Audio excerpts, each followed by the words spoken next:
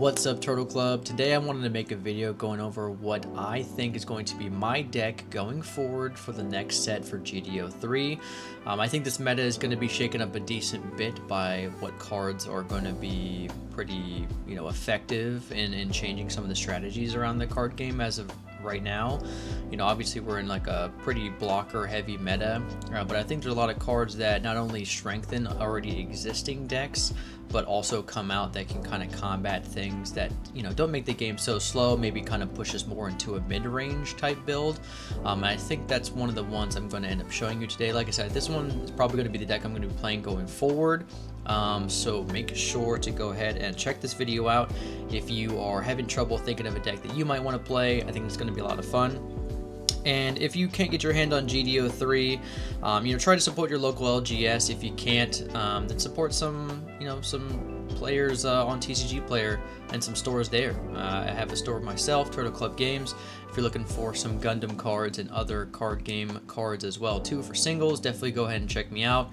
I will probably be posting some GD03 LRs and some staples from this set as well too, so definitely check my store out. But let's go ahead and get right into the list. You're going to see a bit of a theme, so we'll start with the first card here. We have your typical starter deck, Zaku 2.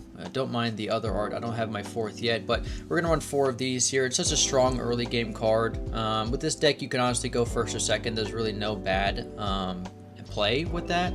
And obviously being able to drop this on your turn 2 or turn 1 is very, very strong. Next, we're going to play 4 of the vanilla Zaku 2s. I think this is going to be an easy card to play as well. It's another Xeon unit. You're going to want to make sure you can pump these guys out pretty early. Go ahead and zoom you in a little bit there to make it easier for you. Next card we're going to play, we get into our level 3s here. We have 4 Rick Dom. Such a strong card. We got that breach there. It's a 3-3, so good stat line. I think if it was like a 3-2, it'd be pretty cheeks. But it being a 3-3 breach 2, I mean, your Zaku 2 from the starter is already cracking base as long as there's no blocker there or they don't like close combat it. And then obviously being able to drop the Rick Dom next turn to get the breach effect and not only clear a card, hopefully like a smaller weenie, and then also clear a shield is very strong. Next, we're going to go ahead and go into the Char Zaku 2. This card is super strong. People don't know what it does. Whenever it dies, when it's destroyed, you look top 3 and you add a Xeon or Neo Xeon unit card among them. So obviously if you hit like a Xeon pilot, you can't add it. It goes to the bottom of the deck. But you can go ahead and generate some more card advantage with that card. You can either go ahead and pair him with or link him with the pilot itself, or honestly just being able to play it and like swing into a body that you need to trade with. That way they don't go ahead and outrush you. You're still getting an extra effect with this one while they might not be with theirs. Going into our 4s, we have 2 Gelgook here. This might be a fun one. And you'll be like, oh, I haven't seen that card in a while. It's my favorite level cost. It's a 4-2. I think the 4-2s are super strong. If it was a 3-4, I probably wouldn't like it as much. It being a 4-3 and also a Xeon link, again, you're seeing a theme here. It's more of that red, into that Xeon kind of build. And honestly, like again, having the Xeon trait link is very strong. Next, we're going to play 4 of the new G-Freds. Like I said, if you can't get your hands on some GD03, definitely pick up some singles by itself because this card is very strong. One of the only 2 burst units in the game, right? So the other one was Camphor, the green one that adds a pilot. This one, burst, honestly just spawns a body. And it's only if they have 3 or less enemy shields, but this deck you can kind of tell it's already a bit like more aggro-centric. And then you deploy a rested 4-3 unit token. So it's another G-Fred Xeon unit token, 4-3. This by itself is a 4-2. So like playing this by itself, obviously you're going to get some value, but man, playing 4 of these, if you can burst multiple, you're just spamming the board with tokens. There's no like restriction to it either, like Striker Pack, like if you already have one, you can't play another one. It just says burst, play it as long as there's 3 or less shields. That's a stipulation, 3 or less enemy shields. Even if they have 3 shields and a base, still counts, right? You still spawn on the 4-3, so very, very strong. Next, pretty easy to tell. We're playing 4 of the new G-Fred LRs. This card is so sick. Activate main once per turn. You can pay 1, exile a pilot from your trash, deal 1 damage to all units, so it can be a potential board wipe if they're already kind of pinged out, or if they're spawning a bunch of small little bodies and things like that. Obviously, like Corsica base, you're killing the 2 Leos. If you have like a Charzaku token that you want to be able to like crash into it and then pay the 1, you can do it whenever. It's activate main. And then when linked, during this turn, this unit may choose an active enemy unit with AP or equal to or less than. So it doesn't go based on level like with the Atherin. This is AP equal to. We'll kind of move right into the next body, but this is very, very strong here, the G-Fred. I definitely think you have to play the 4 of with this if you're playing this type of build, because the pilot just helps facilitate so much with this, and it's just such a strong LR. Just to close the game out, we do run 2 of the new G-Quux Omega Saikamu. It's another Nian link. You'll see that the pilot we have for this deck, obviously. It's a unit with suppression that doesn't require anything. It's not like Barbatos. It's not like Hamon Karns, like Quebly, where it has either for the turn or it has to be pinged or whatever. This just has constant suppression, so very, very strong. It's 6'5", so decently healthy body. And I love the deploy effect as well too, right? We kind of have a theme with some of the pinging. So choose 1 enemy unit, deal 3 damage to it. You can really clear a pesky body with this and kind of set yourself up for success to be able to go ahead and swing suppression next turn.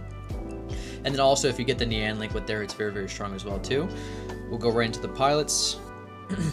Tried and true, we got 4 Char Asnable. You're wondering like, whoa, why are you playing Char? Some of the red-green lists were playing like Wing or changing up and only playing like a straight red, pilot package. I think the Char is fine. You can go, you have the Zaku 2 link, you have the Gelgoog as well too, and it just giving, high maneuver to one of those links, and then also the +1. Some lists, I'm not playing it, but some lists are playing the Turning Point of History.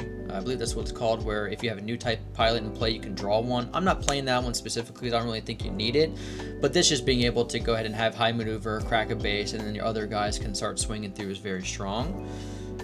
Then we are running 4 Nian here. Definitely one of my favorite pilots in the new set. That one in like Rowlet Cruise because of the actual like amount of plus you get from that. But this one says when linked, place the top card of your deck into your trash. If you placed a Xeon /clan card, so either or, with this effect, choose 1 enemy unit, deal 1 damage to it, right? So your whole deck is pretty much going to be Xeon. So the chances of you getting this off to go ahead and ping a damage to a card is very, very strong. And then it makes it healthy. It's a healthy stat line. It's a 1/2, right? So your G-Fred becomes a 7/7. Or sorry, your Saikamu becomes a 7/7. My apologies. The 4/5 becomes a 5/7. So that's very strong as well. You can put it on the G-Fred, the smaller G-Fred body. You can put it on the 4/3 Gelgoog. I mean, like any of those cards, again, that are Xeon linked or for Nian, they become pretty healthy. Then we have 2 Makuve, or Maquav, or however you say it. I like this card because it says while this unit is Xeon, it gains Breach 1. You have an entire whole deck of Xeons, so it is going to always be a Xeon besides like the top end card that's a clan. But this just being early, it's a 3/1. Also, it's going to help facilitate the G-Fred effect later with the pay 1 to exile, because you're going to be using this to go ahead and push a bit of aggression with it. You can put it onto the G-Fred, you can put it onto the small G-Fred, the Gelgoog, like whatever you need to do, and you can swing into something and then breach, which is nice. And again, they're already pretty healthy sized units, so I like that card a lot. This could be another Xeon link. I really just think you need to add another 2 pilots just because you really don't always see Char or Nian, and I think you want to go ahead and get that G-Fred unit, even just to kind of ping 1 and exile a pilot. So this helps you see a pilot. Plus, again, it is basically like a command card that just says, like, give this card Breach 1. I mean, because they're all Xeons besides, like, the top end. So that's not bad. Plus, it's, it's a 1/1, so it adds an extra bit of stat line to it. We also run 4 close combats, right? Get into the commands here. 4 close combats, you want to be able to burst this, maybe see it in hand early to kind of ping something. And it's just super strong. I think it's definitely a 4 if you're running close combats at all. And then with the addition of GD03, we are playing 4 improved technique as well too. This card is very, very good. For those who don't know what it does, activate main or action. Choose one enemy unit that's level 4 or lower, deal 3 damage to it. If there are 2 or more cards with improved technique in their card name in your trash, choose one enemy unit instead. Right, so that means basically it's level 4 or lower until you have 2 or more of these in the trash, and then you can ping any unit for 3. I had some gameplay of this played on Mobile Suit Arena with Wongboy Wonder, and I was able to hit, I basically 2 of these in my hand. So on 3 I popped a Rezel, and then the next one I popped a Rick Diaz. Yeah, so super strong. And again, if you were to go ahead and get 2 or more of these, which is not hard to do, just because they're strong. I mean, it's a 3/3. Yeah, sure, you might use your turn 3 play to go ahead and play this, but you're basically stopping them a turn as well too. So if you're playing against like an aggro deck who's playing like Rick Dom, you can go ahead and pop this. They're not getting the breach effect off. You can pop like a Rezo, like I said. You can pop a Rick Diaz to go ahead and stop a block. So this card is very strong, and being able to have just ping anything later is very strong as well too. And also, we have a lot of burst in this deck, right? We have close combat, we have improved technique, we have the G-Fred, we have the pilots, we have the bases, you know what I mean? So this being able to hit off the shields as well as maybe being able to play one from hand, you're doing a lot of ping across the board. So in general, it is just a very strong combo. And then just to finish it off, we're playing 4 of the Mining Asteroid Palau.